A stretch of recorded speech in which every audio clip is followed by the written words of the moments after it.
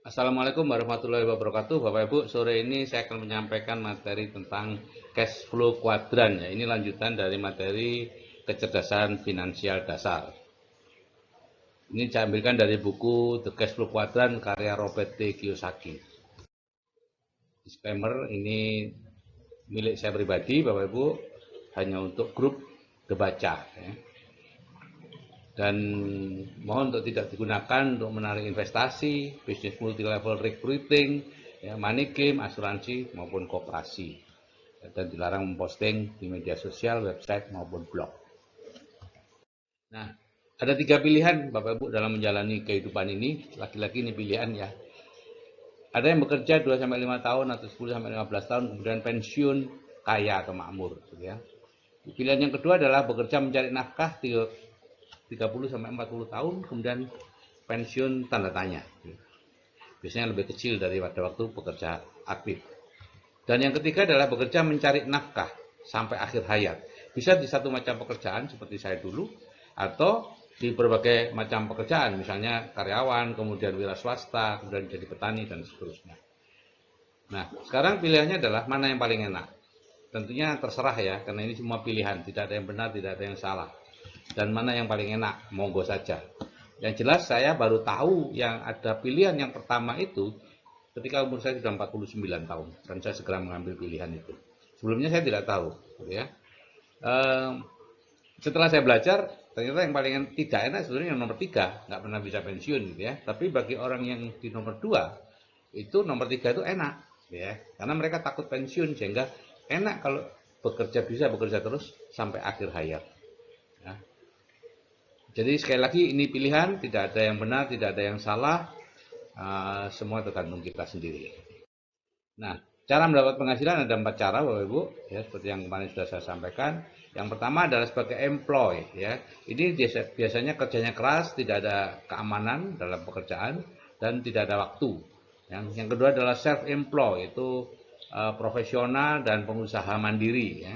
Itu utangnya biasanya banyak, Bapak Ibu, dan tidak punya uang. Dan 95% orang ada di kuadran ini yang disebut kuadran kiri, kuadran active income. Hanya 5% kekayaan dunia yang di sini ya, sehingga yang di sini makin lama makin berat dan umumnya stres ya. Nah, yang sebelah kanan adalah business owner, pemilik bisnis. Itu ada 3: konglomerasi, waralaba dan network marketing ya. Biasanya kerjanya mudah, stabil, dan punya banyak waktu ya, kalau sudah berhasil tentunya ya. Kalau sedang merintis ya jauh lebih keras daripada yang kiri ya. Yang ketiga adalah, yang terakhir adalah investor ya. Ini eh, tidak punya uang ya, tidak punya hutang dan berkelimpahan umumnya ya. 5% penduduk ada di sini, tapi keuangan dunia 95% ada di sini. Nah, itu semua pilihan Bapak Ibu, terserah Bapak Ibu mau milih yang sebelah kiri atau sebelah kanan ya. Robert Kiyosaki memang menyarankan eh, jangan terlalu lama di kiri, tapi segeralah pindah ke kanan kalau memang menginginkan bebas finansial dan waktu. Kalau enggak ya enggak masalah. Nah, masing-masing kuadran itu beda karakter dan bahasanya, Bapak Ibu, ya. Pegawai misalnya itu bekerja kepada orang lain dan dia takut dipecat, takut membuat kesalahan, takut mengambil risiko, takut mencoba sesuatu ya. Itu ciri khas dari para pegawai ya. Dan self employed itu profesional seperti saya dulu, dokter, pengusaha mandiri ya, pelaku bisnis, pemilik restoran, pemilik toko, pemilik warung dan lain-lain. Itu tidak percaya bahwa orang lain bisa melakukan sebaik dia ya. Dia menjaga sendiri warungnya, dia menjaga sendiri restorannya. Seperti saya dulu ya praktek sendiri gitu ya. Saya tidak bisa membiarkan bidan saya operasi misalnya atau menolong persalinan. Enggak. Kemudian di sini time is money, kita betul-betul waktu adalah uang. Yang ketiga, business owner, pemilik bisnis itu biasanya kerjanya ringan ya, punya banyak waktu luang ya, seperti saya sekarang lah. Saya business owner sekarang ini ya. Dulu pada waktu merintis business owner tentunya berat banget Bapak Ibu ya. Tapi sekarang nyaris gak kerja, ringan banget ya. Dan percaya bahwa banyak orang yang lebih baik dari dirinya. Ya, di bisnis saya sekarang saya percaya Pak Kosin lebih baik dari saya, Pak Yanto, Pak Imam Bunita, itu semuanya lebih baik dari saya. Gitu ya. Investor, uang bekerja untuk kita ya, berani mengambil risiko dan sabar menunggu hasil. Nah, masing-masing kuadran beda karakter dan bahasa seperti tadi ya. Kuadran kiri itu biasanya bicara pekerjaan dan proses ya, teknik mengajar, teknik pengobatan, teknik peternakan ya. Saya dulu bicaranya itu saja dan tabu bicara soal uang ya atau soal kaya, nggak berani Bapak Ibu. Ya rasanya nggak nyaman gitu loh kalau bicara soal uang. Ya. Akibatnya Pak, ya kita bekerja terus karena apa yang kita bicarakan itulah yang akan masuk ke pikiran bawah sadar kita dan akhirnya menuntun kita.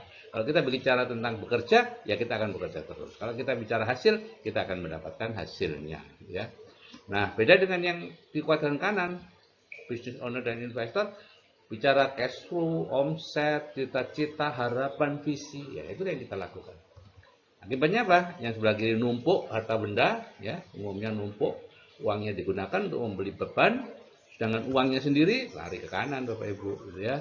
Di sebelah kanan banyak uangnya. Dan lucunya atau bukan lucunya ya, ya memang karena bawah sadarnya sudah seperti itu, nyaris tidak bisa nembus ini yang employee self employed jadi business owner dan investor dulu tidak bisa nembus. Kuadran kiri misalnya 95% orang berebut 5% uang. Pekerjaannya berat, hasilnya sedikit. Gantian Bapak Ibu, pensiun, PHK ya, semakin berat ya. Semakin lama semakin berat. Guru itu dulu ada SGB, sekolah guru B, kemudian dirubah menjadi SPG, sekolah pendidikan guru ya, jadi SGA dulu, SPG. Sekarang harus sarjana pendidikan. Dokter juga begitu. Dulu dokter umum sudah top markotop. Sekarang enggak konsultan, enggak. Bidan juga sama. Makin lama makin persyaratannya makin berat. Tapi saya lagi itu pilihan, ya. Kalau di kuadran kanan itu 5% orang berbagi kuadran 95% uang, pekerjaan ringan, hasilnya besar, penghasilannya bisa diwariskan. Dulu eksklusif keluarga kaya yang bisa menurunkan itu, tapi sekarang ada train entrepreneur, jadi sudah bisa dari kuadran kiri bisa ke kuadran kanan. Ya. Jadi ini bekerja mencari uang, di sini bekerja membangun jaringan atau aset. Nah, cara pindah kuadran, cara lama adalah dari employee ke self employed, menjadi pegawai misalnya, kemudian membuka toko ya, menjadi self employed atau buka bengkel atau buka restoran atau buka dan kalau dia bisa maka dibuat sistemnya sehingga jadilah business owner ya, yang bisnis yang bisa jalan sendiri. Dari situ baru jadi investor ya, itu usaha sendiri. Dan lama banget ya. Di samping lama juga kemungkinan keberhasilannya kecil banget. Di Amerika Serikat ada statistik ya, dari 100 perusahaan yang didirikan dalam waktu 10 tahun tinggal 1% Bapak Ibu ya. Di Indonesia belum ada statistiknya, tapi ya 11-12 lah sama dengan di sana. Ya. Nah, yang cara baru dari employee self employed itu langsung diajari belajar untuk ke business owner. Jadi belajar Bapak Ibu. Kuncinya adalah belajar. Banyak teman-teman saya yang saya ajak ke business owner itu tidak belajar, dia merasa seperti berbisnis gitu loh. Akhirnya apa? 1 bulan, 2 bulan, 3 bulan, setahun nggak dapat uang, frustrasi. Yang enggak Bapak Ibu, namanya juga belajar. Ya. Anda sekolah SD 6 tahun dapat uang, SMP 3 tahun dapat uang. Enggak lah mengeluarkan uang. Ya. Nah, barulah setelah di business owner bisa berhasil memperoleh penghasilan yang besar, seperti Pak Kosin dan lain-lain, Pak Yanto, Pak Romi, Pak banyaklah, Pak Anton itu sekarang sudah menjadi investor. Ya, sudah mulai beli-beli tanah. Pak Romi kemarin meng-hire konsultan untuk bagaimana investasi. Jadi seperti itu. Employee, self-employed, ke business owner, ke investor. Nah, cara pindah kuadran itu sebetulnya adalah memasukkan pola pikir orang kuadran kanan ke dalam pikiran bawah sadar kita. Ya. Kalau dulu dengan merantau dan ketemu mentor, kalau sekarang dengan audio terapi bawah sadar itu, kemudian materi, dan materi harus Anda terus ya, baca terus, jangan baca hanya satu kalimat dan sudah merasa sudah mengerti keseluruhannya, enggak. Itu tujuannya untuk mengencerkan Bapak Ibu kegagalan Anda di situ biasanya tidak mau membaca sampai tuntas, tidak mau mengulangi lagi ya. Harusnya seperti itu ya. Toh selama ini Anda seumur hidup ya diulangi terus kan omongan orang-orang di sekitar Anda itu ya. Ikut seminar dan lain-lain. Jadi baca semuanya. Semua yang diberikan mentor baca. Seperti tidak berguna, baca. Anda merasa enggan, tetap baca. Kenapa? Enggan itu perasaan Anda atau bawah sadar Anda tidak mau diganti. Sehingga dia menyabotase Anda. Anda harus secara sadar berusaha menumpahkan, menuangkan itu tadi cairan ke dalam otak Anda. Ya, pengenceran Bapak Ibu.